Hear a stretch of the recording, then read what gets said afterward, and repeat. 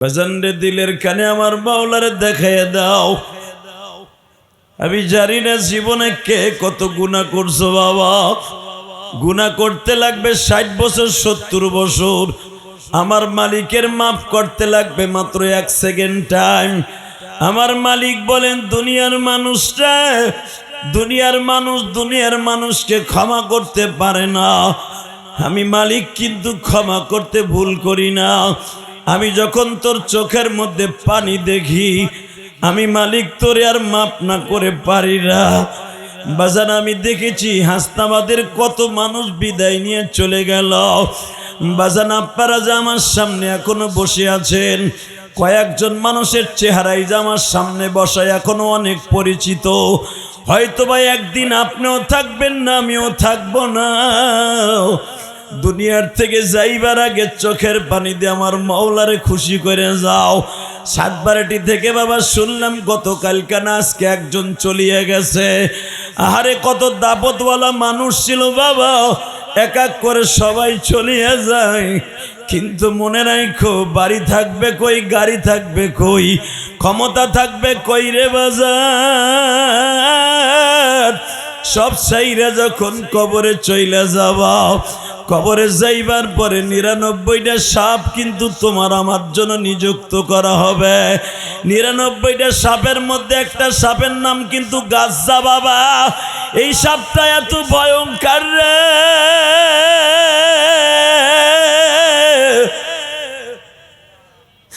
99টা সাপের 99টা নাম হবে।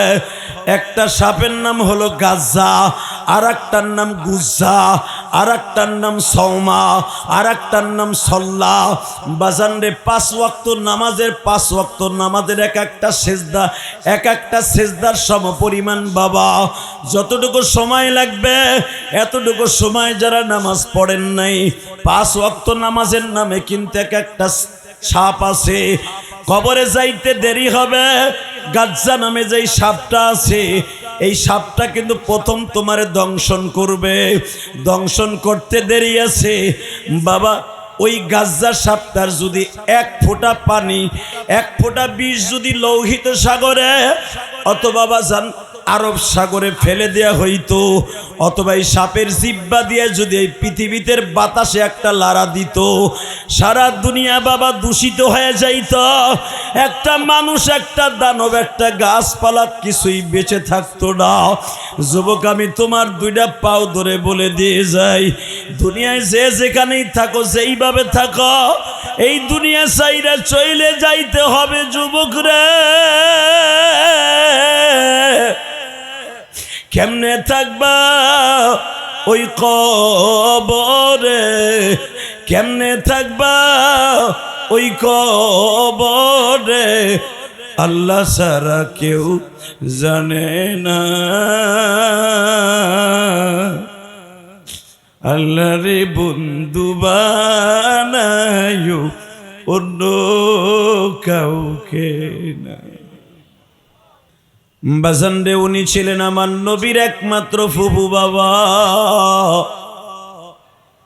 নবীর 9 জন চাচার মধ্যে শুধু 2 জন কালেমা পড়েছে, আর নবীর 6 জন ফুফুর মধ্যে বাবা মাত্র 2 জন ফুফু কালেমা পড়েছিল। 4 জন ফুফু বাজান বেঈমান অবস্থায় মারা যায়। আমার বিশ্ব নবীর 9 জন চাচার মধ্যে শুধু আবু তালেব আর হামজা কালেমা পড়ে। এ কলিজার হাসনাবাদের বাইরা, এই দুনিয়া যখন থাকার জায়গা নয়, নবীর 2 চাচার কবরের কাছে হাজিরা চিল্লায় আর কান্দে। আর নবীর আরো যে 7 জন চাচা, ভালো করে বুঝো, একজনের খবরও কেউ নয় না। 1 নম্বরে নবীর চাচা হামজা ঘুমিয়েছে মদিনায়। আল্লাহু আকবার বলেন। যে হামজার কবরের পাশে যাইয়া হাজিরা এত জোরে জোরে চিল্লায়, হাজিরা কান্দে আর বলে, মালিক,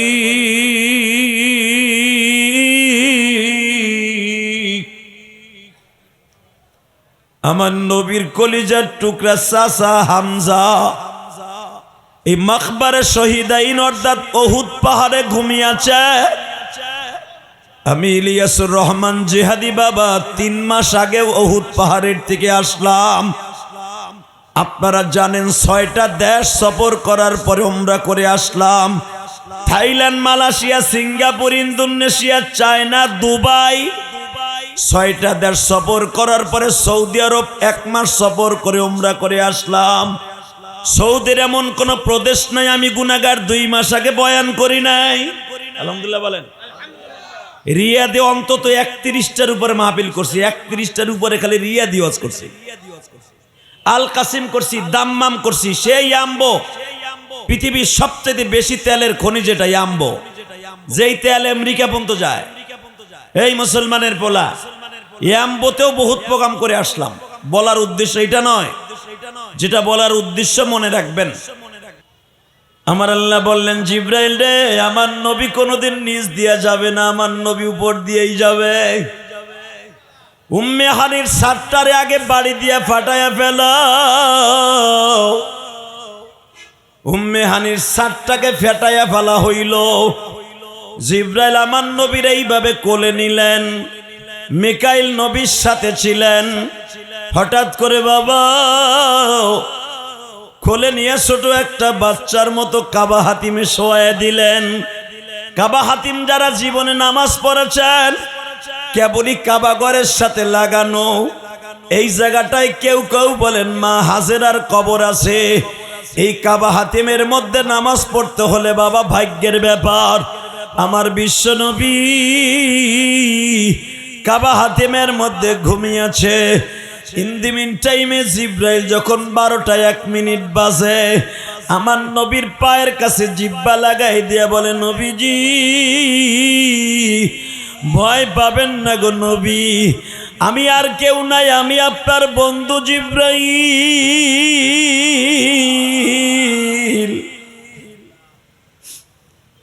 তুমি আমার বন্ধু জিব্রাইল। আমি ছিলাম ফুপির বাসায়, এখানে কেমনে আসলাম? সঙ্গে সঙ্গে জিব্রাইল বলে, নবী ক্যাটালগটা আগে হাতে লন। নবীরে তেলাওয়াত করে শোনাইতেছে, আমি তেলাওয়াত করতেছি, শোনেন। সুবহানাল্লাযী আসরা বিআবদিহি লাইলাম মিনাল মাসজিদিল হারাম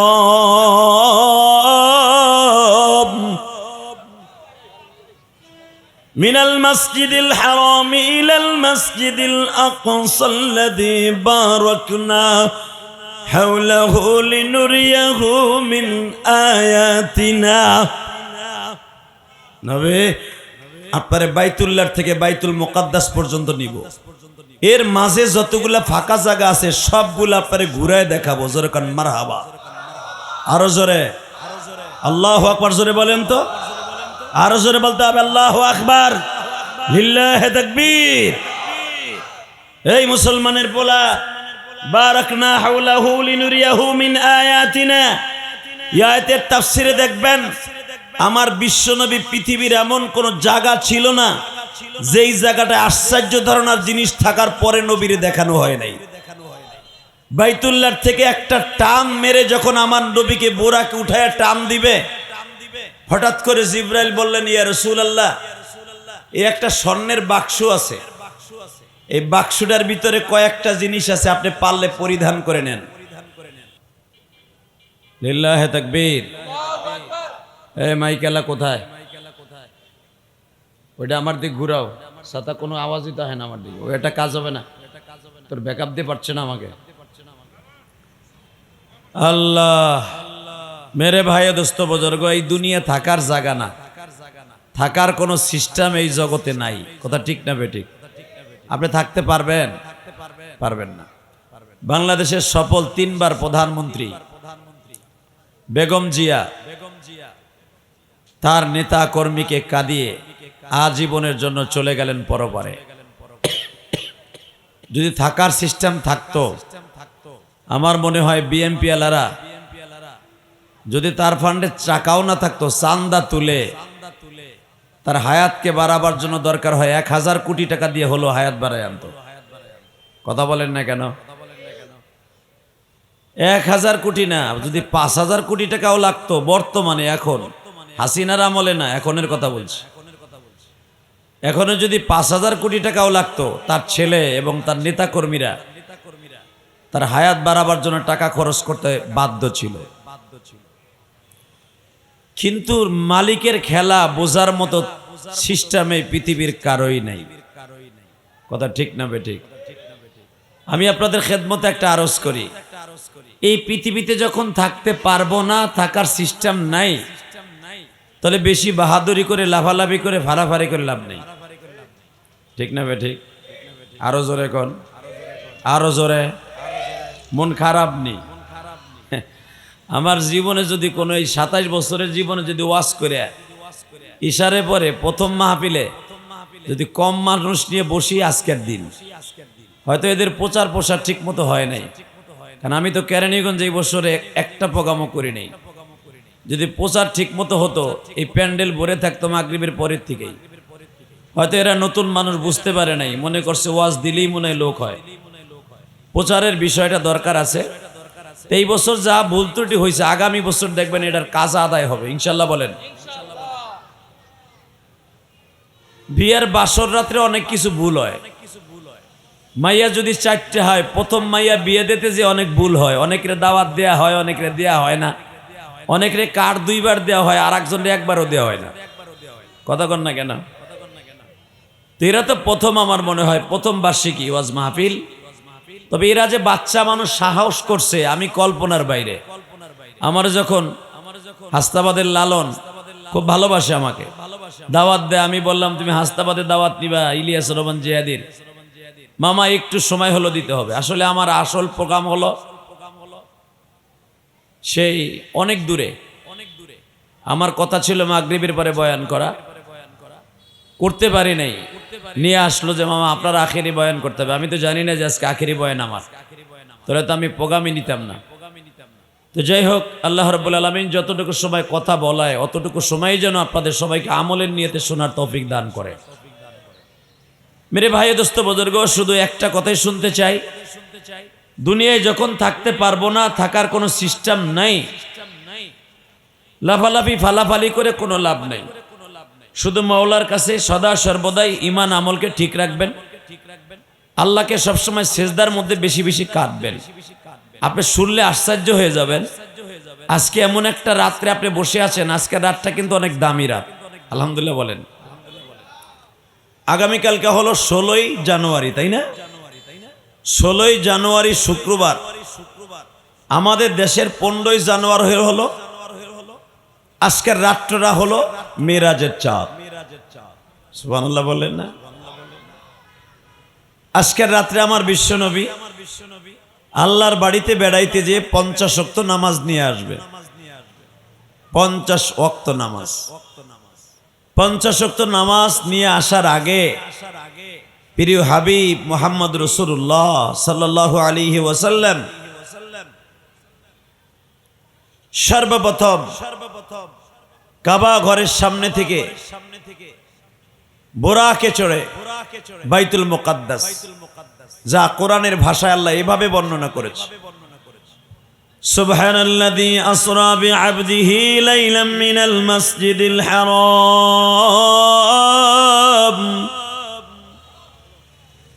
মিনাল মাসজিদিল হারাম ইলাল মাসজিদিল আকসাল্লাযী বারাকনা حوله لنريه من آياتنا إنه هو السميع البصير। আল্লাহ রাব্বুল আলামিন বলেন, আমার প্রিয় হাবিব মুহাম্মদ রাসূলুল্লাহ সাল্লাল্লাহু আলাইহি সাল্লামকে উম্মে হানির ঘরের থেকে কাবা ঘরের সামনে নিয়ে আসলাম। কাবা ঘরের সামনে থেকে বাইতুল মুকাদ্দাসের সামনে নিয়ে আসলাম। এই মাস্টার বাড়া, ওই টনবাজ বাড়া, মাস্টার বাড়া। উম্মে হানির ঘরের সামনে থেকে, উম্মে হানির ঘর আপনারা জীবনে কে কে দেখছেন আমি জানি না, তবে আমি গুনাহগার অন্তত 50 বারের উপরে দেখছি। সুবহানাল্লাহ জোরে কইলে আল্লাহ খুশি, আপনিও খুশি। নবীর কথা শোনার পরে কেউ যদি সুবহানাল্লাহ জোরে বলে, আল্লাহ পাক একবার হলো নবীর রওজা তারে দেখার সুযোগ দান করবে। পৃথিবীতে বাড়ি গাড়ি টাকা পয়সা বহুত ব্যাংক ব্যালেন্স করলেন, জীবনে একবার পাক্কা নিয়ত করে ফেলেন নবীর দেশে ঘুরতে যাবো ইনশাল্লাহ। বলেন সবাই নিয়ত আছে? এই যে আহেন বহেন, বেশি সময় না, আহেন না। ও এখানে তো আবার কেটো সব বয়ে রয়েছে, বইলি একটা মারবো তোমারে। আল্লাহ শুধু আমার দিকে তাকায় থাকেন, সময় কম। বিশ্বনবী মুহাম্মদ রাসূলুল্লাহ সাল্লাল্লাহু আলাইহি ওয়াসাল্লাম উম্মে হানি। উম্মে হানি কাকে বলে? উম্মে হানি হলো হুজুরের ফুফাতো বোন, অর্থাৎ হুজুরের বড় ফুফুর মেয়ে। জোরে কোন মারহাবা। আমার নবীর ফুফু হলো 6 জন, চাচা হলো 9 জন, নবীর বাপ সহ 10 জন। তো উম্মে হানি হলো জাবালে আবি কোবায়েসের থেকে, জাবালে আবি হুবায়েব, জাবালে আবি কোবায়েস। জাবালে আবি কোবায়েসের কেবলই 1 কিলোমিটার দূরে হলো উম্মে হানি। সে আবি আবু তালেব যেতে ওই জায়গাটা বাজে। আলহামদুলিল্লাহ বলেন। প্রশ্ন আসতে পারে উম্মে হানির বাড়ির থেকে নবীরে মেরাজে নিল কেন? কারণটা কি? উম্মে হানির বাড়ির থেকে কেন নিল? উম্মে হানির বাড়ির থেকে নেয়ার পিছনে একটা মাত্রই কারণ, এবার দিলটা নরম করবেন। উম্মে হানি এমন একজন মহিলা ছিলেন যেই সময় আমার নবীকে মেরাজে নেওয়া হয়, আল্লাহর বাড়িতে বেড়াইতে নেওয়া হয়, ওই টাইমে পুরা মক্কা নগরীতে আমার নবীর প্রত্যেকটা মানুষ ছিল দুশমন। আল্লাহু আকবার বললেন না? যেই সময় আপনাদের জানা আছে বিগত সরকারের আমলে শেখ হাসিনার বিরুদ্ধে, হাসিনার বাপের বিরুদ্ধে যদি কেউ কথা বলতো, ওর জাত গোষ্ঠী উদ্ধার করত। কথা কন না কেন? আপনাদের জানা আছে যশোরে একটা জায়গায় বঙ্গবন্ধুর নামে যে মূর্তি ছিল, মূর্তি, এই মূর্তির নাক ধরে একটা পোলা খালি টান দিছিল, ভাঙ্গেও নাই, মনে হয় সারি দিয়ে একটা খোঁটা দিছিল। আপনারা জানেন ওই ছেলেটার বাড়িঘর শুদ্ধা কিচ্ছু ছিল না। হালাকে এমনও দেখা গেছে যেই শেখ মুজিবরের মূর্তির নাকে হাত দেওয়ার কারণে বাড়িঘর শুদ্ধা ছেলেটার যাবত জীবন প্রায় কারাদণ্ড হয়ে গেল। হালাকে সেই মুজিবুর রহমানের মূর্তির উপরে অনেক পোলাপান প্যান খুলে প্রস্রাব করছে। সময়ের অবদান, সময়ের ব্যবধানে এই অবস্থা। কথা ঠিক না বেঠে? ঠিক আবু জেহেল মক্কার ভূখণ্ডে এভাবে বলেছিল, এই মক্কার ভিতরে কোন মানুষ মুহাম্মাদের কাছে যেতে পারবে না, ওর সাথে কেউ বিয়ে দিতে পারবে না, ওর সাথে কেউ কথা বললে ওরে ফাঁসি দিব। ক্ষমতা থাকলে যা হয়, বোঝেন নাই মনে হয় আমার কথা? ক্ষমতা থাকলে ধরাকে সরা মনে করা যায়। কথা বলেন না কেন? আমি যখন হাসনাবাদে ছিলাম মধ্যপাড়ায়, তখন কেরানীগঞ্জের কিং ছিল নাজিমউদ্দিন চেয়ারম্যান সাহেব, আল্লাহ তাকে মাফ করে দিক, দোয়া করি। সময়ের পরিবর্তনে অনেক বড় বড় নেতা হাসনাবাদে কেরানীগঞ্জে জন্ম নিয়েছে। হাসনাবাদে তো আর আমি আজকে আসি নাই, আজকে 25 বছর হয়ে গেল। আলহামদুলিল্লাহ বলতে পারলেন না? এই কেরানীগঞ্জে আমি 25 বছর, অনেক পোলাপান যারা ওয়াজ দিছে ওকে 25 বছর বয়স হয় নাই। কথা কর না কেন? শুধু একটা কথা বলে দিয়ে যায়, জমিনের মালিক আল্লাহ, ক্ষমতা পরিবর্তন করায়ও আল্লাহ। তো আমি আপনাদের খেদমত আরজ করি, ঠিক এমনি করে আবু জেহেল মক্কার ভূখণ্ডে চালু করে দিল, মুহাম্মাদের সাথে কেউ দেখা করতে পারবে না, ওর সাথে কথা বললে তারে যাবজ্জীবন জেল দিব, মক্কার কাবা ঘরের সামনে লটকাইয়া ওরে ফাঁসি দিব। তখন আমার নবী এক ঘরে হয়ে গেল, একবারে কণ্ঠাসা হয়ে গেল। ঠিক এই টাইমে কেন আমার নবীর পরে এরকম একটা সিস্টেম আসলো? যেই টাইমে আমার নবীকে একবারে এক ঘরে করে রাখলো, ওই সময় আমার নবীরে যে শেল্ডার দিয়ে রাখতো, আমার নবীরে দেখে রাখতো যেই নেতাটা মক্কার সবচাইতে বড় লিডার ছিল, নাম ছিল তার আবু তালেব। কি নাম? আল্লাহু আকবার জোরে বলতে পারলেন না? আবু তালেব ছিল মক্কার লিডার এবং সমস্ত মক্কার দলের নেতা ছিল আবু তালেব। আবু তালেব মরার পরে আমার নবীকে দেখার মতো আর কেউ রইল না। আবু তালেবের ইন্তেকালের মাত্র 5 দিন পরে মা খাদিজাও মারা গেল। আল্লাহু আকবার জোরে বলেন। এই দুইটা লোক ছিল আমার নবীর জন্য এক নাম্বার হাতিয়ার, একজন ডাইনাত আর একজন বামাত। তা বিশ্বনবী যখন এই দুইটা লোক মারা গেল, অভিভাবক হিসেবে আমার নবী একবারে ছিন্নমূলের মতো হয়ে গেল। নবীকে দেখবার মতো আল্লাহ ছাড়া কেউ নাই। মক্কায় বেঈমান হুলিয়া জালি করে দিল, মুহাম্মাদের সাথে কেউ দেখাও করতে পারবে না, ওর সাথে যে দেখা করবে তারাও দুনিয়ায় থাকতে দেব না। নাউজুবিল্লাহ বললেন না? এই সিস্টেম চালু হওয়ার মাত্র 1 মাস পরে আমার নবী তায়েফের মাঠে চলে গেলেন। বাজান আপনাদের জানা আছে, তায়েফের মাঠে যখন আমার নবী গেলেন, যাইবার পরে তায়েফের মাঠের মাইর খেয়ে আসলেন। মাইর খাওয়ার পরে আমার নবীর প্রতি আরো বেশি কষ্টের স্ট্রিম নীলার চালু হয়ে গেল। যে আমার দেশের মান সম্মান নষ্ট করে ফেলেছে, কারণ ও আমার দেশের বংশের ছেলে, আমরা মারি কাটি যাই করি আমরা দেখে রাখবো, ও আর এক দেশে যে মাইর খেয়ে আসলো কেন? ওরে মক্কায় ঢুকতে দেয়া যাবে না। মনে হয় আমার নবী হয়ে গেল যাযাবরের মতো। নাউজুবিল্লাহ বললেন না? বেঈমান বলে দিল মুহাম্মাদরে আর কেউ মক্কায় জায়গা দিতে পারবে না, মুহাম্মাদের সাথে কেউ দেখা করতে পারবে না।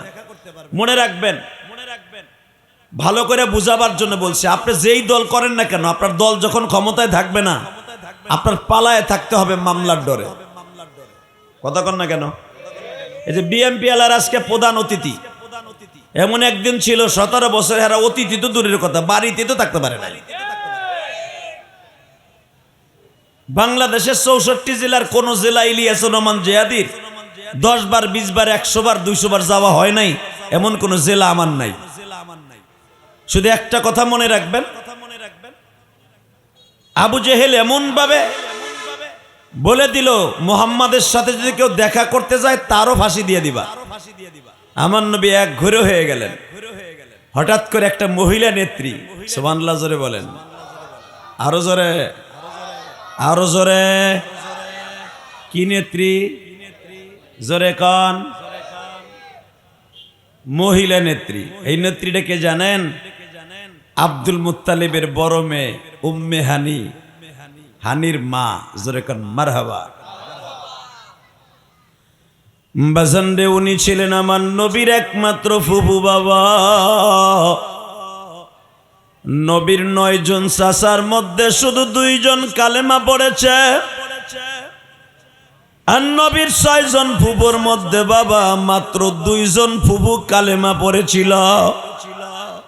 4 জন ফুফু বাজান বেঈমান অবস্থায় মারা যায়। আমার বিশ্ব নবীর 9 জন চাচার মধ্যে শুধু আবু তালেব আর হামজা কালেমা পড়ে। এ কলিজার হাস্তাবাদের বাইরা, এই দুনিয়া যখন থাকার জায়গা নয়, নবীর 2 চাচার কবরের কাছে হাজিরা চিল্লায় আর কান্দে। আর নবীর আরো যে 7 জন চাচা, ভালো করে বুঝো, একজনের খবরও কেউ নয় না। 1 নম্বরে নবীর চাচা হামজা ঘুমিয়েছে মদিনায়। আল্লাহু আকবার বলেন। যে হামজার কবরের পাশে যাইয়া হাজিরা এত জোরে জোরে চিল্লায়, হাজিরা কান্দে আর বলে, মালিক,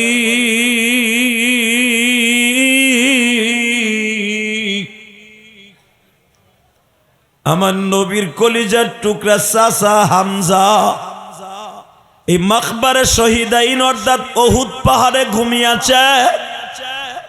আমি ইলিয়াসুর রহমান জিহাদি বাবা 3 মাস আগে ওহুদ পাহাড়ের থেকে আসলাম। আপনারা জানেন 6টা দেশ সফর করার পরে উমরা করে আসলাম।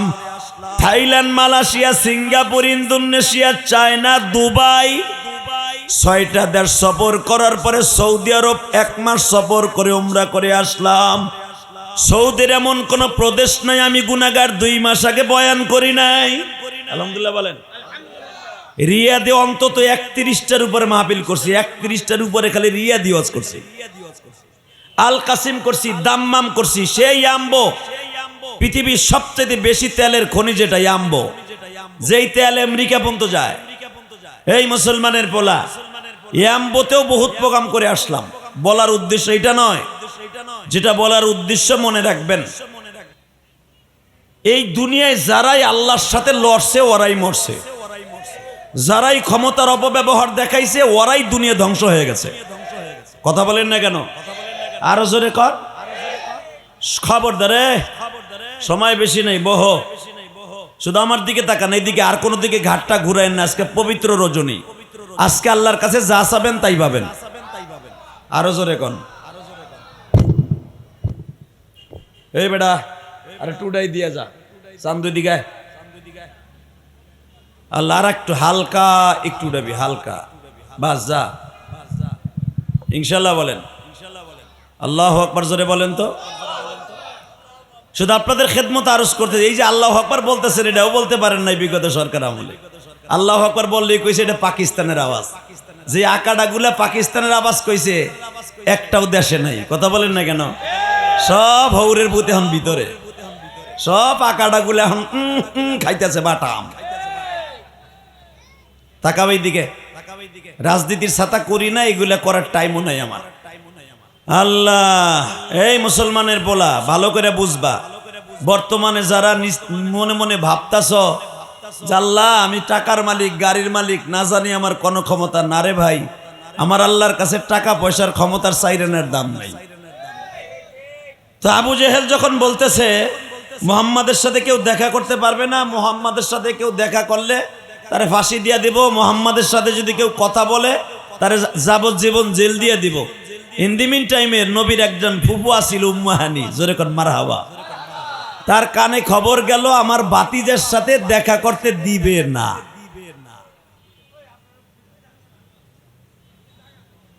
আমার ভাতিজার সাথে দেখা করতে দিবে না। বেঈমান আবু জেহেল, উতবা, সায়বা, মুগিরা, হারেস, নাফেল, কোসায়ের, এরকম বড় বড় বেঈমান গুলা আমার ভাতিজার সাথে দেখা করতে দিবে না।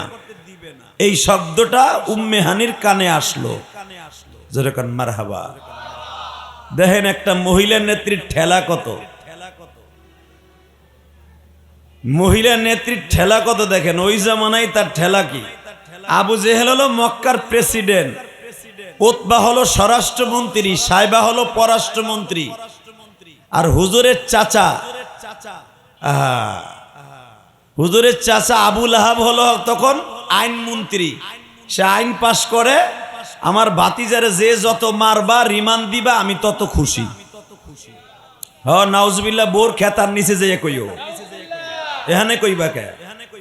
কারণ ওর নেতা তো পছন্দ হয় না, নেতা হলো দুনিয়ারটা পছন্দ হয়। পৃথিবীর শ্রেষ্ঠ নেতা যেই নেতা কোনোদিন তার কর্মীদের রেখে পালায় না। কথা বলেন না কেন? পৃথিবীর শ্রেষ্ঠ নেতা যেই নেতা এখনো পর্যন্ত তার কর্মীদেরকে রেখে মদিনায় ঘুমাই ঘুমাই কাম দেয়, ওই নেতার পক্ষে নাউজুবিল্লাহ বলবা হার্টের রোগ ভালো হইব। লিল্লাহে তাকবীর, আরো জোরে বলো। তাকাবে এই দিকে মুসলমানের বলা। যখন বেঈমান আবু জেহেল দীপ্ত কণ্ঠে আওয়াজ দিয়ে বলল মুহাম্মাদের সাথে কেউ দেখা করতে পারবে না, তখন একজন নেত্রী নবীর ফুফি উম্মে হানি। কেন উম্মে হানির বাড়ির থেকে আল্লাহ পাক তার বাড়িতে বেড়াইতে নাই? এই মহিলাটা করছিল কি, কি করছিল আমার নবীর লাইগা? এখন কানবা, সময় নাই। এই উম্মে হানি দীপ্ত কণ্ঠে বলে দিল আমার ভাতিজারে মক্কায় বেড়াইতে দিবে না, আমার ভাতিজারে মক্কায় ওপেন ঘুরতে দিবে না। এমন কোন মায়ের পুত মক্কায় জন্ম নেয় নাই। লিল্লাহে তাকবীর। বসন্দে এই মহিলাটা এবং তার মেয়ে উম্মে হানি, এ কলিজার টুকরা ভাইরা রে, মা আর মেয়ে নিজের হাতে তরবারি নিলেন, সোজা নবীর শ্বশুর বাড়ি গেলেন। যায় দেখে আমার নবী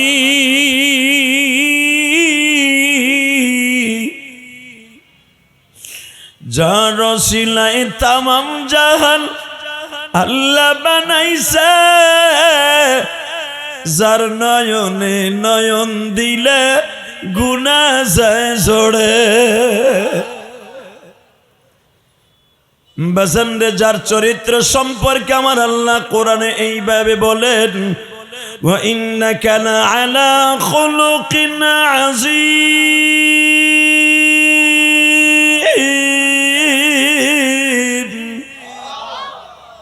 এই বেটা কিসের সাতার মাইক তো? লাকাদ কানা লাকুম ফি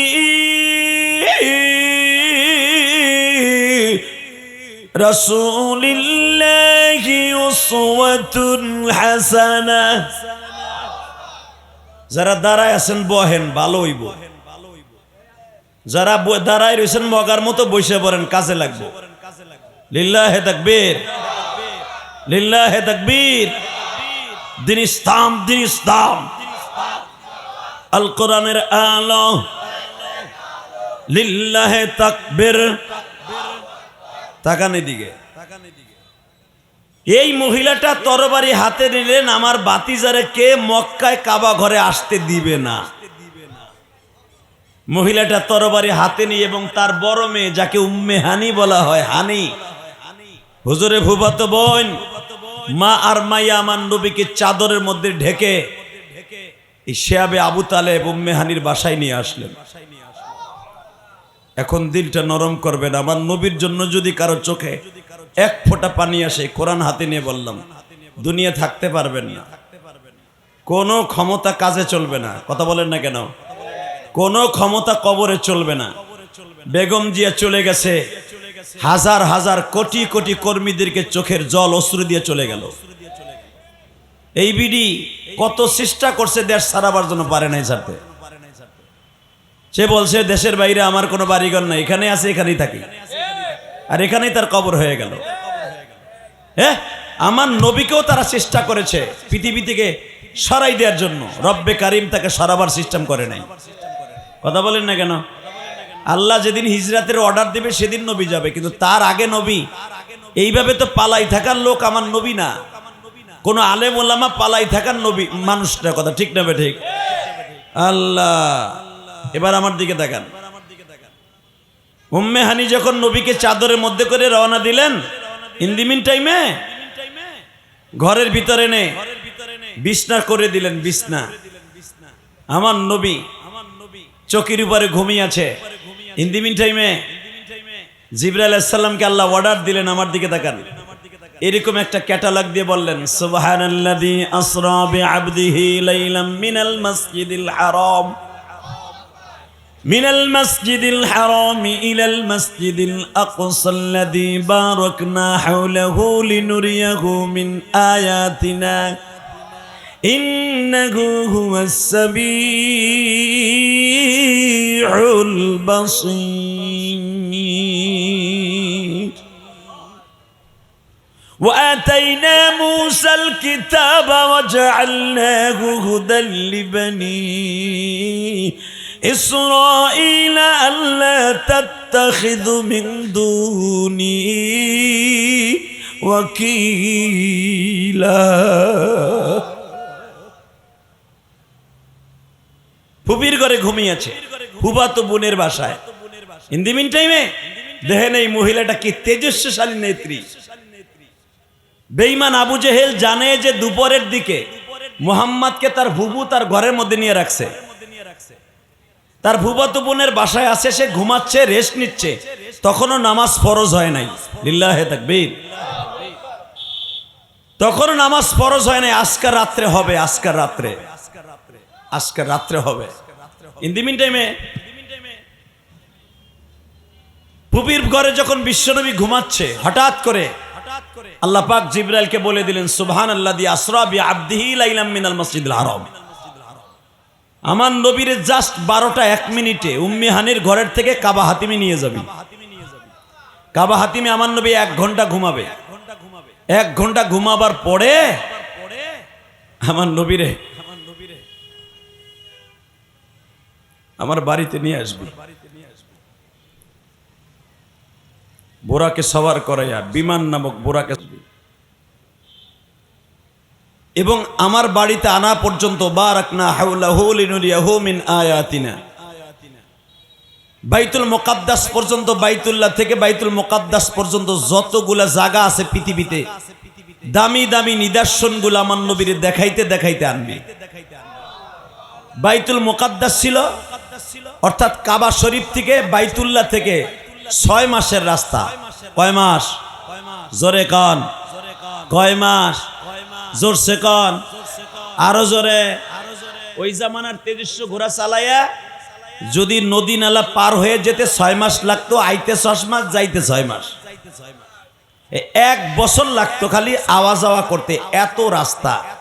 আমার নবীকে এক রাত্রে আল্লাহ পাক বাইতুল্লাহ থেকে বাইতুল মুকাদ্দাস ঘুরাইয়া আল্লাহর বাড়িতে নিয়ে যাওয়া হচ্ছে। আরো জোরে। যখন আমার নবী বাইতুল্লাহর সামনে যাবে, হঠাৎ করে জিবরাইল আলাইহিস সালাম মনে মনে ভাবলেন, কিভাবে বিশ্ব নবীরে নিব? আল্লাহ আমার অর্ডার দাও, কাবা ঘরের সামনে যে নিব, কোলে করে নিব, না দরজা দিয়ে নিব, না 7 ফুটায় নেব? আমার আল্লাহ বললেন, জিবরাইল রে, আমার নবী কোনোদিন নিচ দিয়া যাবে না, আমার নবী উপর দিয়েই যাবে। উম্মে হানির 7টারে আগে বাড়ি দিয়া ফাটায়া ফেল। উম্মে হানির 7টাকে ফেটাইয়া ফেলা হইল। জিবরাইল আমার নবীর এইভাবে কোলে নিলেন, মিকাইল নবীর সাথে ছিলেন। হঠাৎ করে বাবা কোলে নিয়ে ছোট একটা বাচ্চার মতো কাবা হাতিমে শোয়ায় দিলেন। কাবা হাতিম যারা জীবনে নামাজ পড়েছেন, কেবলই কাবা ঘরের সাথে লাগানো এই জায়গাটায় কেউ কেউ বলেন মা হাজেরার কবর আছে। এই কাবা হাতিমের মধ্যে নামাজ পড়তে হলে বাবা ভাগ্যের ব্যাপার।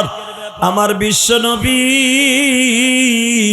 কাবা হাতিমের মধ্যে ঘুমিয়েছে। ইন দি মিন টাইমে জিবরাইল যখন 12টা 1 মিনিট বাজে, আমার নবীর পায়ের কাছে জিব্বা লাগাই দিয়া বলে, নবীজি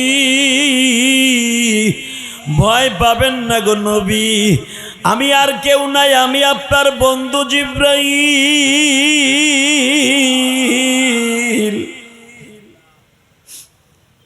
তুমি আমার বন্ধু জিবরাইল, আমি ছিলাম ফুপির বাসায়, এখানে কেমনে আসলাম? সঙ্গে সঙ্গে জিবরাইল বলে, নবী ক্যাটালগটা আগে হাতে লন। নবীরে তেলাওয়াত করে শোনাইতেছে, আমি তেলাওয়াত করতেছি, শোনেন। সুবহানাল্লাযী আসরা বিআবদিহি লাইলাম মিনাল মাসজিদিল হারাম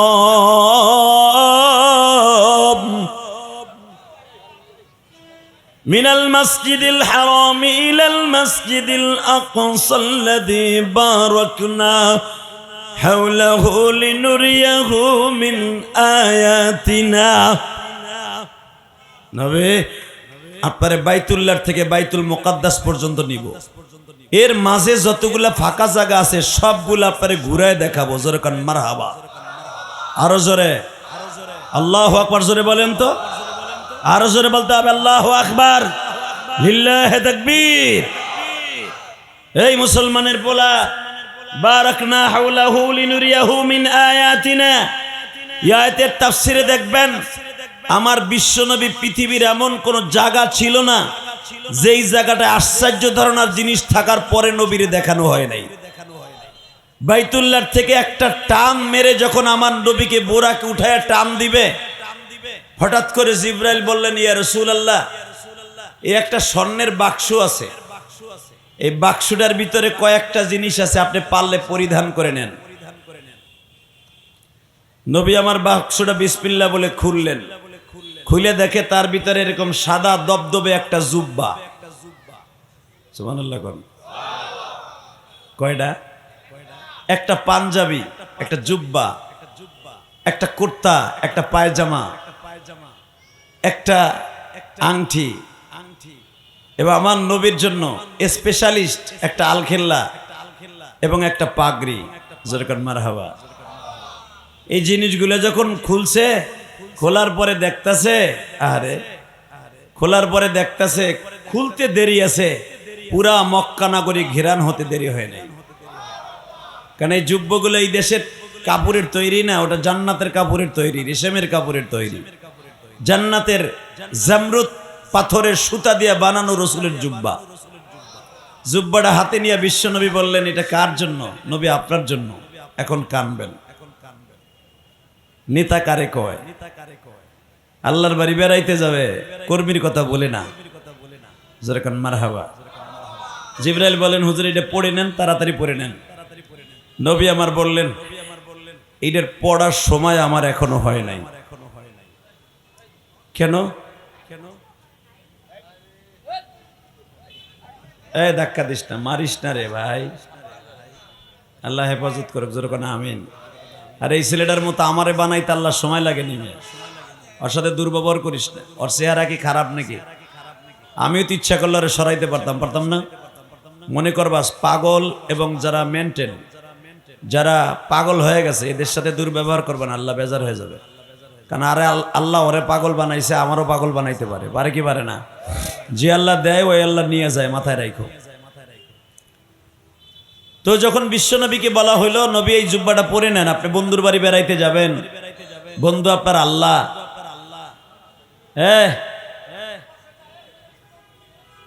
যদি না বসে এগুলোর ছোট্ট ছোট সিঙ্গেল ধাক্কা দিয়ে বাইতে পাঠাও, ডাবল দিও না, শীত হয়ে পরে দাঁত দুধ ভেঙে যাবো, দূরে একটা সিঙ্গেল ধাক্কা দাও ওই মগাগুলারে। এবারে এদিকে তোর ব্যান দিছি নি, তোর বসতে দিছে, এবারে দিকা হিরু আলম কোথাকার, লিল্লাহে তাকবীর, তাকান এদিকে। আল্লাহ বিশ্বনবী মুহাম্মদ রাসূলুল্লাহ সাল্লাল্লাহু আলাইহি ওয়াসাল্লাম দোজাহানের বাদশা, পৃথিবীর শ্রেষ্ঠ মহামানব, যেরকম মারহাবা, যখন বললেন এই জুব্বাটা পরে নেন, আমার নবী বললেন এই জুব্বা পরার টাইম আমার হয় নাই। বলে কেন? এই জুব্বা আমি আমার উম্মতকে সারা পড়তে পারবো না। বাজানরে এই কথাটা বলতে বাধ্য হলেন। কেন বাধ্য হলেন? নবীর সাথে আল্লাহর ওয়াদা ছিল, আমার উম্মতকে জান্নাত দেওয়ার আগ পর্যন্ত আমি জান্নাতের জিনিস ইউজ করব না। বাজান জিবরাইল নবীর কানে কানে বললেন, নবীজি আপনি উম্মতরে এত ভালোবাসেন। নবী আমার বলে, জিবরাইল রে, দুনিয়ার কোন নবী মৃত্যুর পরে এই দুনিয়ায় নাই, কোন নবীর রূহ এই জগতে নাই। আমি আমার আল্লাহর সাথে ওয়াদা করছি, আমি মৃত্যুর পরও আমার উম্মতের লাইগাই জমিনে থাইকা যাবো। কেন থাইকা যাবো জানোনি রে জিবরাইল?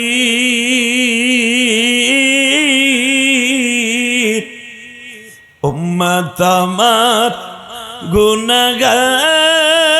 গুনাহগার জমিনে,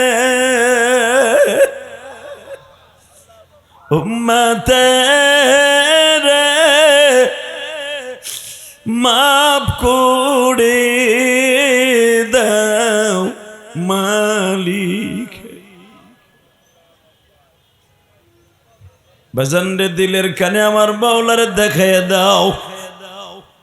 আমি জানি না জীবনে কে কত গুনাহ করছো বাবা, গুনাহ করতে লাগবে 60 বছর 70 বছর, আমার মালিকের মাফ করতে লাগবে মাত্র 1 সেকেন্ড টাইম। আমার মালিক বলেন, দুনিয়ার মানুষকে ক্ষমা করতে পারে না, আমি মালিক কিন্তু ক্ষমা করতে ভুল করি না। আমি যখন তোর চোখের মধ্যে পানি দেখি, আমি মালিক তোরে আর মাফ না করে পারি না।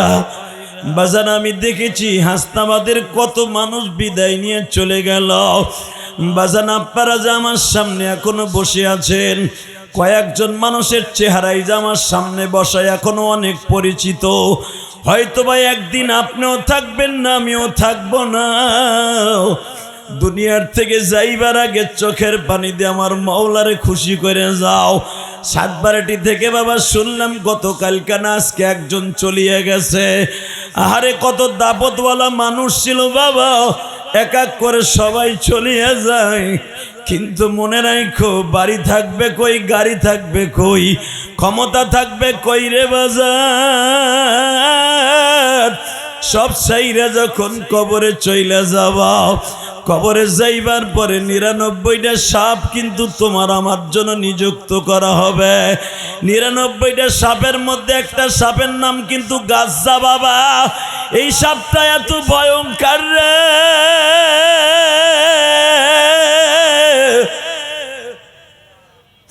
99টা সাপের 99টা নাম হবে। একটা সাপের নাম হলো গাজ্জা, আর একটার নাম গুজ্জা, আর একটার নাম সৌমা, আর একটার নাম সল্লা। বাজান রে, 5 ওয়াক্ত নামাজের 5 ওয়াক্ত নামাজের এক একটা সেজদা, এক একটা সেজদার সমপরিমাণ বাবা। যতটুকু সময় লাগবে এতটুকু সময় যারা নামাজ পড়েন নাই, 5 ওয়াক্ত নামাজের নামে কিন্তু এক একটা সাপ আছে। কবরে যাইতে দেরি হবে, গাজ্জা নামে যেই সাপটা আছে, এই সাপটা কিন্তু প্রথম তোমারে দংশন করবে। দংশন করতে দেরি আছে বাবা। ওই গাজ্জা সাপটার যদি 1 ফোঁটা পানি, 1 ফোঁটা বিষ যদি লৌহিত সাগরে অথবা বাজান আরব সাগরে ফেলে দেয়া হইতো, অথবা এই সাপের জিহ্বা দিয়ে যদি এই পৃথিবীতে বাতাসে একটা লাড়া দিত, সারা দুনিয়া বাবা দূষিত হয়ে যাইত। একটা মানুষ, একটা দানব, একটা গাছপালা কিছুই বেঁচে থাকতো না। যুবক, আমি তোমার 2টা পাও ধরে বলে দিয়ে যাই, দুনিয়ায় যে যেখানেই থাকো, যেইভাবে থাকো, এই দুনিয়া চাইরা চলে যাইতে হবে যুবক রে। কেমনে থাকবা ওই কবরে, কেমনে থাকবা ওই কবরে, আল্লাহ ছাড়া কেউ জানে না। আল্লাহ রে বন্ধু বানায়ো অন্য কাউকে না। জোরে কোন আমিন, আরো জোরে বলেন আমিন। এই হাসনাবাদের যুবক, দেখো তো 1 ফোঁটা পানি এখনো আসে কিনা। কসম খোদার, আল্লাহর ভয়, রসুলের ভয় যদি কারো চোখ দিয়ে 1 ফোঁটা পানি আসে, কোরআন শরীফের কথা, ওয়া আম্মা মান খাফা মাকামা রাব্বিহি ওয়া নাহান নাফসা আনিল হাওয়া ফাইন্নাল জান্নাতা হিয়াল মাওয়া। অন্য আয়াতে আল্লাহ বলতেছে, ওয়ালিমান খাফা মাকামা রাব্বিহি জান্নাতান, যারা আল্লাহর ভয়ে গুনার কাজটা ছেড়ে দিবে, রব্বে কারিম বলেন অন্য মানুষকে জান্নাত দেব 1টা, তোরে দেব 2টা। আরো জোরে। আপনি কি ভাবেন জান্নাতটা হাসনাবাদের সমান? হ্যাঁ, জান্নাতটা বাংলাদেশের সমান নো। একটা জান্নাতের দৈর্ঘ্য প্রস্থ হলো, এই দুনিয়াকে 10টা পৃথিবী এক জায়গায় করলে যতগুলো জায়গা, এত বড় জায়গা হলো একটা জান্নাত। আরো জোরে কোয়া গেল না সুবহানাল্লাহ। আল্লাহ কোরআনে বলেন, ওয়ালিমান খাফা মাকামা রাব্বিহি জান্নাতান, এইরকম 2টা পৃথিবীর সমান জান্নাত তোরে দান করব। এরকম 10টা পৃথিবীর সমান যদি একটা হয়, তাহলে 20টা পৃথিবীর সমান একটা জান্নাত দান করব। এখন আপনি প্রশ্ন করবেন, আল্লাহ কোরআনে বলল ওয়ালিমান খাফা মাকামা রাব্বিহি জান্নাতান, 2টা জান্নাত আমার দান করা লাগবে, কি একটা দিলেই তো হয়। হাসনাবাদের মতো একটা জান্নাত দিলেই তো আমার হয়, এত বড় জান্নাত আমার লাগেনি। আল্লাহ বলে, দুনিয়া আমি কেন তোর এত বড় জান্নাত দিব জানোস? তার পিছনে কারণ আছে। তোর জায়গায় কোনোদিনও তৃপ্তি মিটাইতে পারি নাই। বাড়ি একটা করছ হাসনাবাদ প্লটের ভিতরে, বসুন্ধরা রিভার বির ভিতরে, তোর মনের মধ্যে আসছে যদি আরেকটা বাড়ি বানাইতে পারতাম, আরেকটা বাড়ি বানাবার সিস্টেম দিলাম, ডেভেলপারের সিস্টেম দিলাম, কোটি কোটি টাকা মালিক ব্যাংকে ঢুকাই দিলাম, আমি মালিক, এরপরে তোর চাহিদা মেটে নাই। দেখা গেছে তোর বাড়ির পাশে একজন গরিব মানুষ, তুই বিএনপির বিশাল বড় এক নেতা, আওয়ামী লীগের বড় এক খেতা, তুই জামাত ইসলামের বিশাল বড় এক নেতা, তোর বাড়ির পাশে এক গরিব 2.5 কাঠার একটা বাড়ি করতে গেছে, হ্যাঁ ধাক্কা দিয়ে কসবেটা রাস্তা বড় করিস, হালাকে ও কিন্তু 1 ইঞ্চি জায়গাও ছাড়ে নাই। কথা আসতে করলে লুলা হয়ে মরবা বেড়া, ও 1 ইঞ্চি ছাড়ে নাই, গরিবের জায়গা ছাড়তে হইব। কথা কর না কেন? আল্লাহ বলে জাগার খুব টেস্ট ছিল, তোর জাগার খুব দরকার ছিল, এই জাগা তোর বেশি দরকার ছিল বিদায় তোর জাগা দিয়ে প্রথম আমি তৃপ্তি মিটাবো। দুবারে মনে হয় ভাত খান নাই নাকি? আরো জোরে কর। সর্বপ্রথম জাগা দিয়া আমার রব আপনার আমার তৃপ্তি মিটাবে, জোরে কর মারহাবা। পৃথিবীতে সবচেয়ে শান শওকতের বাদশা ছিল হারুন আর রশিদ। হারুন আর রশিদের মতো বাদশা পৃথিবীতে সুলাইমান নবীর পরে এত বড় বাদশা কেউ ছিল না। খালি মাত্র 10 মিনিট কথা বলবো, আমার দিক তাকাই থাকবেন। এই হারুন আর রশিদ যখন দুনিয়া ছাড়ে, হারুন আর রশিদ কিভাবে ঘুমাইতেন জানেন? তাফসিরে মারুফুল কোরআনে দেখবেন, হারুন আর রশিদ স্বর্ণের খাটে ঘুমাইতো, স্বর্ণের খাটে, স্বর্ণের খাটে ঘুমাইতো, স্বর্ণের প্লেটে খাইতো, স্বর্ণের চেয়ারে বসতো, স্বর্ণের লাঠি দিয়ে বিচার করত। আল্লাহু আকবার জোরে কর। এই হারুনার রশিদ এত বড় তেজস্ব বাদশা ছিল। পৃথিবীতে হারুনার রশিদের মতো এত বড় শান শওকাতের বাদশা সুলাইমান নবীর পরে আর কেউ আসে নাই। এই হারুনার রশিদ যখন জানতে পারলেন, হে মুসলমানের সন্তান, এই হারুনার রশিদ যখন জানতে পারলেন এই পৃথিবী থাকার জায়গা না, থাকতে পারবো না, মেম্বার সেলিম সাহেব চলে আসে, জোরকান মারহাবা। আজকের কি উদ্বোধক নাকি সভাপতি? যদি ওয়াজ শেষ করার সময় হয় তাহলে কোন সময় বেটারা কি করবো? না হেনি বহেন আপনি, আরে হনে বহেন, পাওয়ারতে হন আপনার। লিল্লাহে তাকবীর। আরে ভাই, এই হাস্তাবাদে কত নেতার উত্থান পতন দেখলাম আমি, ইলিয়াস রহমান জিহাদি। এই সেলিম যখন ছাত্র তখন আমি হাস্তাবাদে। লিল্লাহে তাকবীর।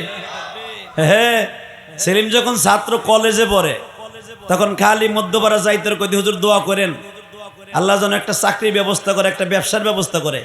আজকে সে সভাপতি। লিল্লাহে তাকবীর। ক্ষমতা কে দেয়? ক্ষমতা কে নেয়? এই খেলা উনি খেলে বইয়া বইয়া।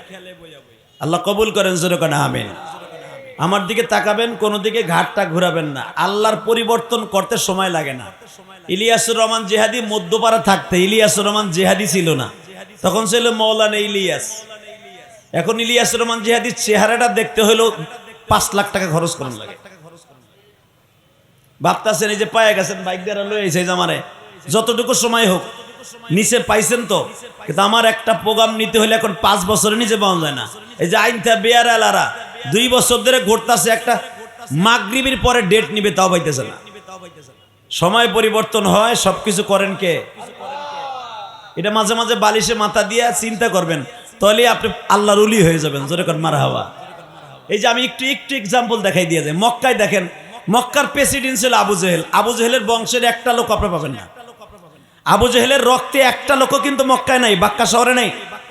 কিন্তু আবু বকরের বংশের লোক এখনো লক্ষ লক্ষ মানুষ এমানে আছে, সুদানে আছে, নাইজেরিয়া আছে, সুদানে আছে এবং মিশরে আছে, আজারবাইজানে আছে, ইরাকে আছে, ইরানে আছে আবু বকরের বংশের মানুষ। এমনকি আবু বকরের বংশের মানুষ ইন্ডিয়া আছে, পাকিস্তান আছে, আফগানিস্তানে আছে, বাংলাদেশও আছে। শোনেন না, আওলাদের রাসূল আসে, আওলাদের রাসূল, এগুলো আবু বকরের বংশের মানুষ। যেরকম মারহাবা। আলীর বংশের মানুষ বলেন মারহাবা। আর আবু জেহেলের বংশের মানুষ একটাও আছে শুনছেন কোনোদিন? কি লেগে নাই? এই বেঈমান সারা জীবন ক্ষমতার অপব্যবহার করছে। ভালো করে বুঝবেন, যারা ক্ষমতার অপব্যবহার করবেন, খোদার কসম ইতিহাস দেখে নেবেন। আর পৃথিবীতে যত বড় বড় ক্ষমতাশালীরা আল্লাহ ধ্বংস করছে ছোট্ট ছোট্ট জিনিস দিয়া। এই যে শেখ হাসিনার যে পতন ঘটাইলো, ক্লাস 7, 9 এর পোলাপান, ইন্টারে পোলাপান, অস্ত্র নাই বস্ত্র নাই, দুইটা ইটের কণা লইয়া একখান লাঠি লইয়া মাঠে নামছে। কখন পতন হয়ে গেছে আল্লাহই ভালো জানে। কথা বলেন না কেন? একসাথে বলতে হবে। পৃথিবীতে সবচেয়ে বড় দামি শয়তান ছিল নমরুদ, ওরে শেষ করছে কিন্তু কানা ন্যাংরা খোড়া একটা মশা দিয়া। কথা কন না কেন?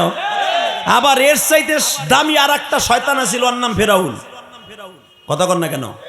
ফেরাউনরে ধ্বংস করছে কি জিনিস দিয়ে জানেন? একবারে সস্তা জিনিস দিয়ে। সস্তা কি দিয়া? জোরে কন, আরো জোরে। আল্লাহ যারা খারাই রয়েছে এগুলা খারাই থাকবে, আমি জানি। জান্নাতে যেও খারাই থাকবি, জাহান্নামে যাইও থিয়া দিয়ে খারাই থাকবি। মগাগুলি কোথাকার বাটপার গুলি আইসে এখানে তামসা দেখতে। বেটা কইছি টাইম কম, এখান তো আবার আমার আর এক বিশাল বড় প্রোগ্রাম আছে। লিল্লাহে তাকবীর। আর মাত্র কথা কব 10 মিনিট। আমার দিক তাকাবেন, কোনো দিকে তাকাবেন না। জমিনের মালিককে, আল্লাহর কাছে কখন কি চাওয়া যায় আল্লাহ নিজেই ভালো জানে, ঠিক না বেঠিক? আল্লাহ কখন কারে কোন জায়গায় নিয়ে যাবে কেউ জানে না মিয়া। শুধু আমার দিকে তাকাবেন।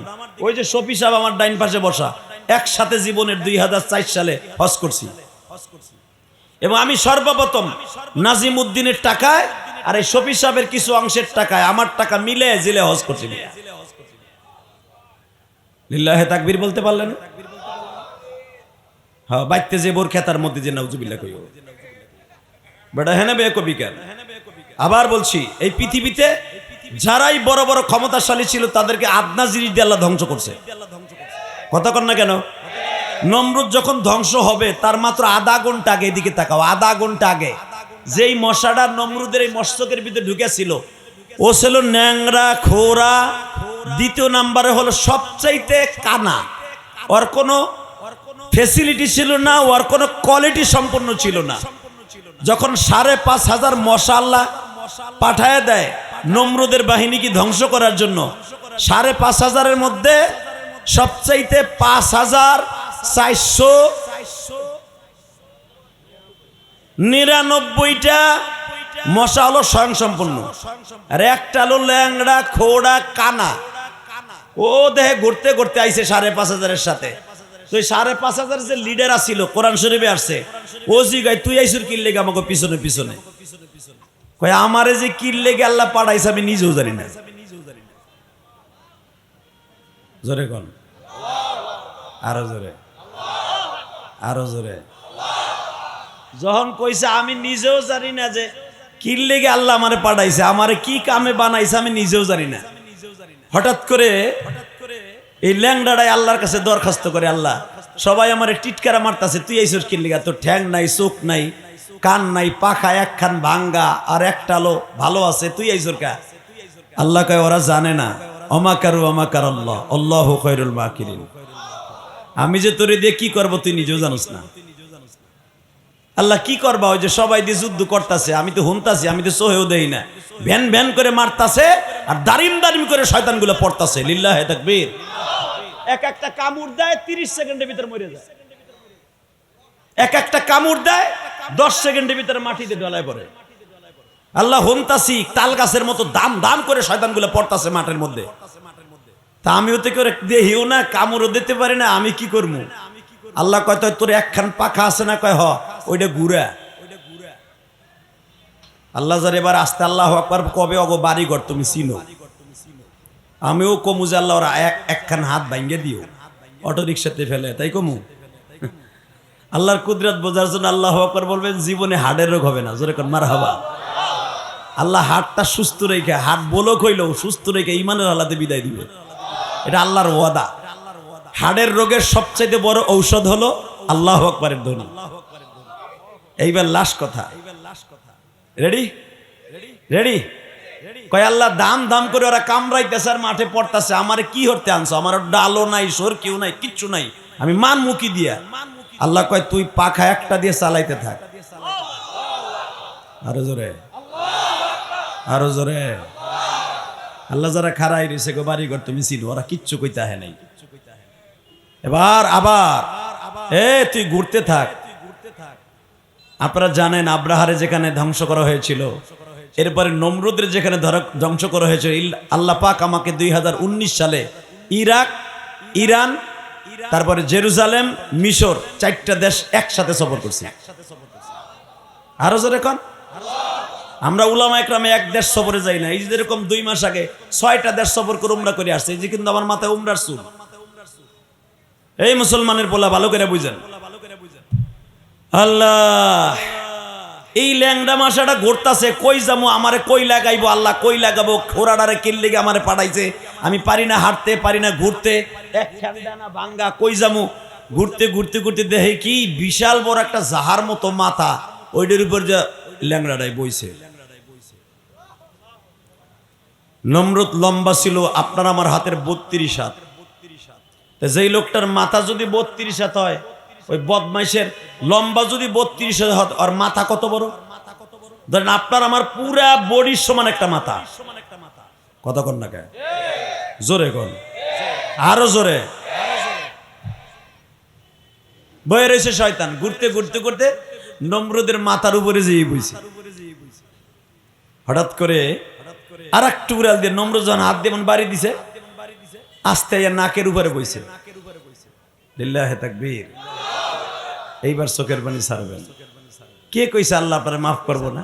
আরে মিয়া, শেখ হাসিনা যদি তার বাপের পিতৃ হত্যার বিচার 40 বছর পরে করতে পারে, যদি বিএনপি কোন রকম ক্ষমতা আসতে পারে, আপনি ভাবেননি জিয়াউর রহমানের হত্যার বিচার করব না? করব। আবার যদি জামাত ইসলাম আসে, সাইদিরে যে চোরার পচোরায় মারছে, ওই চোরারে কি ফাঁসি দেবো না? তাই বাবু এটা 100 বছর পরে হইলো এটার বিচার হবে, কিন্তু আমার মালিক বলে তুই 40 বছর আগে কি গুনাহ করছর, কি অন্যায় করছর আমি দেখব না, আমি দেখব। এখন তোর চোখে পানি দেখছে, আমি এখনই মাফ করে দিব। জোরে জোরে জোরে জোরে জোরে জোরে সরেন। আল্লাহ কোরআনে কি বলে ভাবতে পারেন আমি বানাই লইছি না, আমি বাসাতি বানাই লই না। আল্লাহ কি বলে শোনেন কোরআনে, ইল্লা মান তাবা ওয়া আমানা ওয়া আমিলা আমালান সালিহান ফাউলাইকা ইউবাদদিলুল্লাহু সাইয়্যাতিহিম হাসানাত ওয়া কানাল্লাহু গফুরার রহিম।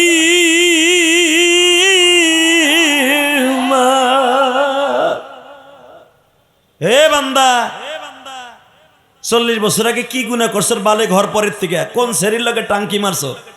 কার লগে কি করছো? তোর দেশে জেনার বিচারের জায়েজ নাই? তোর দেশে সৌদি আরব না? তোর দেশে জেনার বিচার হলো তওবা। জীবনে যদি কোনো একটা দিন চোখের পানি দিয়ে তওবা করস, আমি রব ওয়াদা দিলাম তো 40 বছরের গুনাহ। হাস্তাবাদ 2026 সালের 15 জানুয়ারি হাস্তাবাদ নাজিমুদ্দিন চেয়ারম্যানের হসপিটালের সাথে বসে ইলিয়াসুর রহমান জিহাদির সাথে এশারের নামাজের পরে তোর চোখে পানি দেখছিলাম। তোর পানিটা আমার ফেরেশতারাই রুমাল দিয়ে মুছাই নিয়ে আসছিল। তুই গুনাহ করছিলি 60 বছর আগে, তুই জানোস না যে তোর ওই দিনকে মাফ করছি কিনা, কিন্তু আমি আল্লাহ মাফ করছি, তুই জানোস না। তুই যদি জানতি আমি তোরে মাফ করে দিছি, তুই আর বড় মসজিদে যে নামাজটা পড়তি না। তুই যদি জানতি যে আমি তোরে মাফ করে দিছি, হাস্তাবাদ দক্ষিণ পাড়া যে নামাজটা পড়তি না।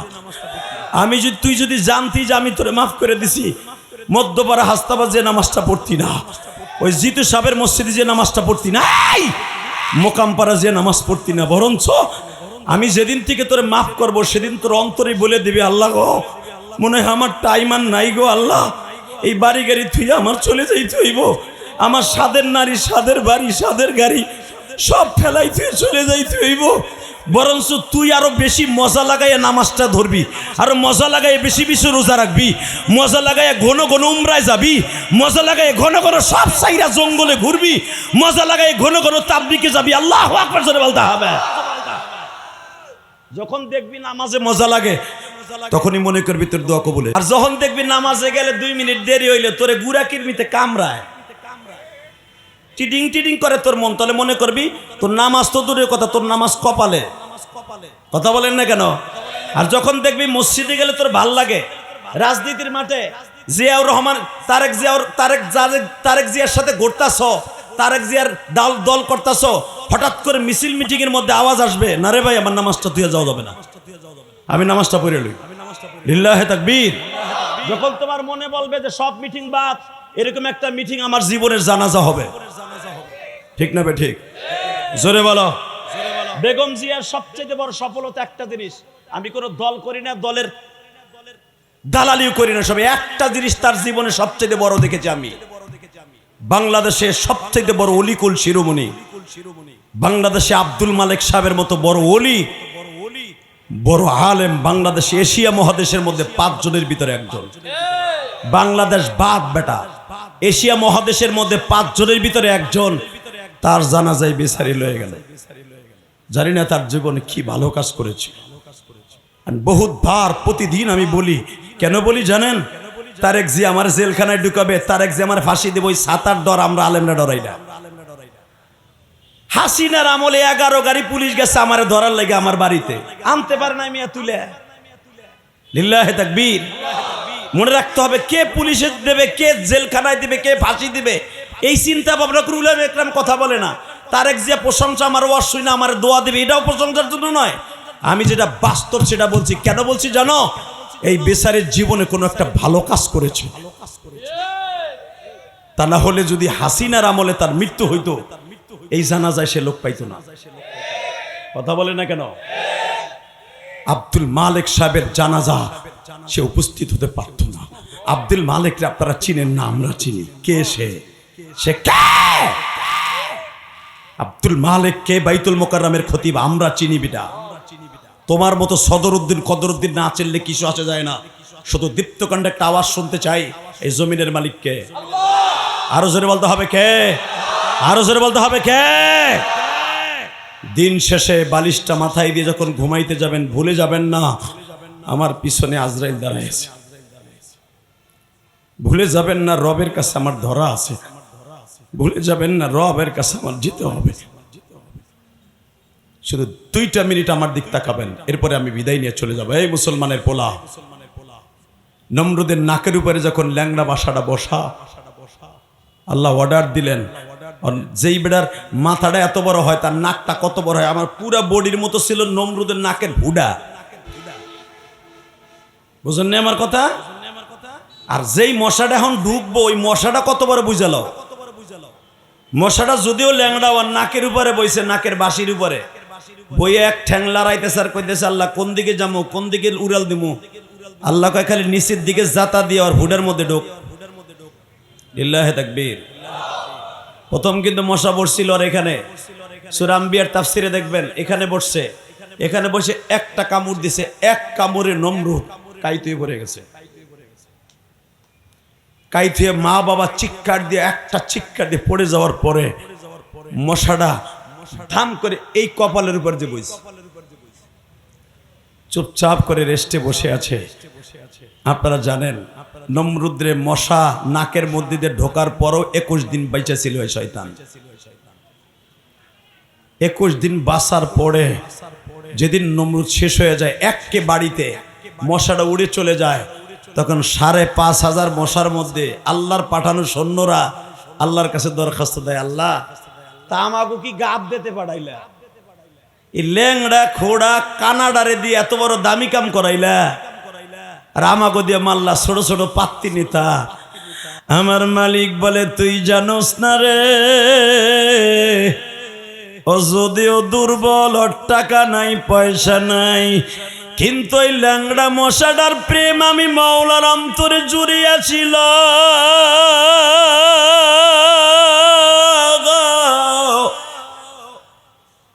আর আমি আল্লাহর ওয়াদা, পৃথিবীতে যত বড় জালিম আছে সবগুলারে শেষ করব ছোট জিনিস দ্বারা। দেখবেন বড় বড় সন্ত্রাসী একটা হিরুনসির পার খাইয়া মারা যায়। কথা কও না কেন?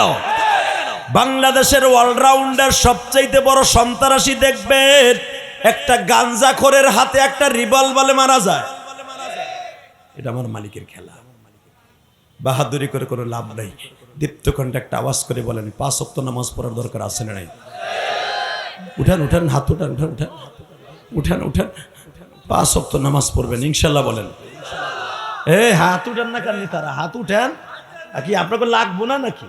না নেতা হয়েছেন দিয়ে নামাজ লাগবো না? আমি উঠেন হাত, 2 হাত উঠেন একসাথে। লিল্লাহে তাকবীর। নামাজের কাছে সব চান দুর্বল, চান্দ দুর্বল। নামাও হাত একসাথে, বলেন সর্বময় ক্ষমতার মালিককে। আরো জোরে, আরো জোরে, আরো জোরে। সর্বময় ক্ষমতার মালিক এই কোরআনের মালিক যিনি, উনি হলেন সর্বময় ক্ষমতার মালিক। কথা বলেন না কেন? আরো জোরে। উনি যদি মালিক হয়, এই কপালটা 5 ওয়াক্ত ওনার কাছে ঠেকাবেন, পৃথিবীর কারো কাছে না। পৃথিবীর কারো কাছে মাথা নত করবেন না। খোদার কসম, এই কোরআন হাতে নিয়ে বললাম, যে দলই আসুক আপনার একটা পশমের ক্ষতি করতে পারবে না। জ্বলন্ত প্রমাণ দিয়ে যায়। এই যে সেলিম, আওয়ামী লীগের আমলে 17 বছর কিন্তু মামলা হামলা কম খায় না। কারণ সেলিমের বাড়ির লগে তো আমার একটা বাড়ি 5 তলা। আমি জানি না, আমি হাস্তাবাদের ভোটার। আমি তো জানি বেটা, আমি কিন্তু গোপালগঞ্জের ভোটার না, আমি হাস্তাবাদের ভোটার। আমার ভোটে হে মেম্বার হয়।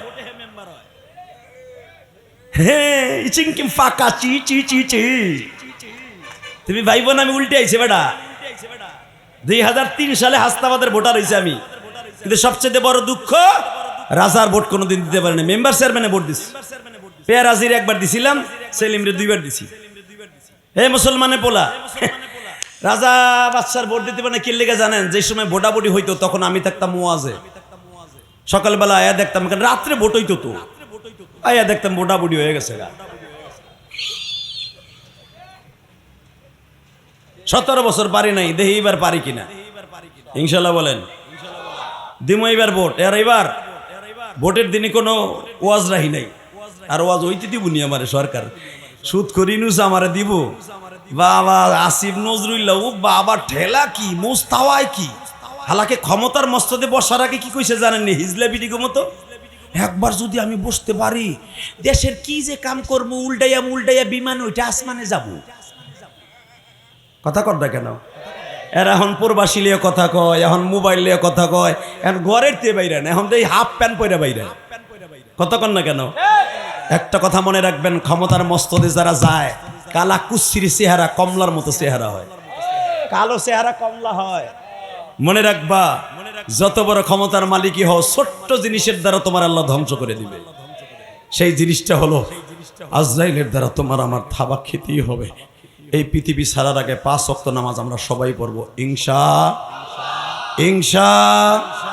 এমনই জীবন করিবে গঠন মরিলে হাসিবি তুমি কাঁদিবি ভুবন নাজিমউদ্দিন চেয়ারম্যান জীবনে কি করছে না করছে আমার দেখার বিষয় নয় নাজিমউদ্দিনের কথা বাংলাদেশ নয় সারা বিশ্বের এমন কোনো ওয়ার্ল্ড নাই 24টা দেশ আমি সফর করছি মিয়া এই ওয়াজের বক্তৃতার জীবনে 24টা দেশের এমন কোনো জায়গায় নাই যে আমার জীবনের প্রথম হজের কথা বলতে গিয়ে নাজিমউদ্দিন চেয়ারম্যানের কথা বলি নাই